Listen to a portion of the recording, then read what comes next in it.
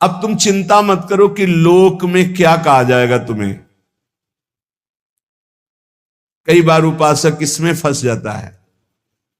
इसीलिए न लाज तीन लोकन की, न वेद को कहो करे, न शंक भूत प्रेत की, न देव जच्छते डरे, सुने न कान और की, द्रवै न और इच्छना। तभी प्रेम लक्षणा भक्ति का जागृत होने का भाव आता है हृदय में। जब लोक धर्म का, लोक में हमारा उपहास हो रहा है, लोक में हमारी निंदा हो रही, अगर ये चुभ रहा है हृदय में, तो फिर भगवत मार्ग बाधित हो जाएगा। साधो निंदक मित्र हमारा, महापुरुषों ने कहा कि निंदा करने वाला हमारा मित्र है, जो बिना प्रयास के हमारे पापों को अपनी जबान से निंदा करके धुल रहा है, वो स्वस्थ रहे, स्वस्थ होकर हमारी छोटी छोटी बातों को पकड़कर खूब निंदा करे, जिससे हमारा भगवत मार्ग प्रशस्त और प्रकाशित हो जाता है, भगवत मार्ग पुष्ट और प्रकाशित हो जाता है। इसलिए क्यों तुम वृथा लोक चिंता करते हो, और दूसरी चिंताएं कि हमारा कैसे भरण पोषण होगा, पता नहीं इतना जब करते हैं भगवत प्राप्ति होगी कि नहीं। तो कह रहे हैं किम ताम्य से वृथा चिंता शास्त्रे लोक धर्म गई। ये हजारों चिंताएं क्यों पाले हुई हो, छोड़ दो ना प्रभु के ऊपर। बड़ा सुख मिलता है जब प्रभु के ऊपर छोड़ दो।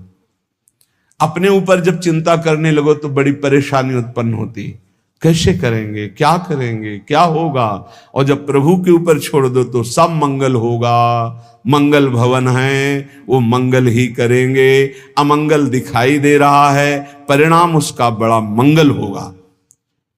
ये जो शास्त्रों चिंताएं लिए बैठे हैं अपने लोग, इसीलिए भजन में तारतम्य नहीं होता।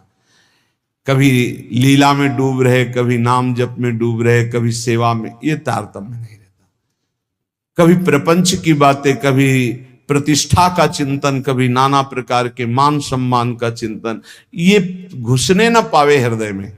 बहुत सावधान रहना चाहिए साधक को। ऐसी बातें देखो मत, ऐसी बातें सुनो मत जिससे तुम्हारा हृदय उद्विग्न होकर प्रभु का चिंतन छोड़ दे। जिन्होंने अपने आप को प्रभु के भरोसे कर दिया वो बेपरवाह हो गए। कर दो भरोसे में, एक एक क्षण बहुत सुंदर ढंग से व्यतीत होता है जो प्रभु के भरोसे होता। और ऐसे एक एक क्षण जलते रहोगे, चिंता, शोक, भय, अरे अब क्या होगा, ऐसा क्या होगा, कैसे करूं, नाना प्रकार की चिंताएं। अपने आप को प्रभु के चरणों में समर्पित कर दो, तुम्हें कुछ नहीं करना पड़ेगा, सब वो करवा लेंगे आपसे। जो आपके लिए मंगल है वो सब करवा लेंगे। तुम शांत होकर प्रभु के चरणों का आश्रय ले लो, जो कर्तव्य कर्म है उसे करो।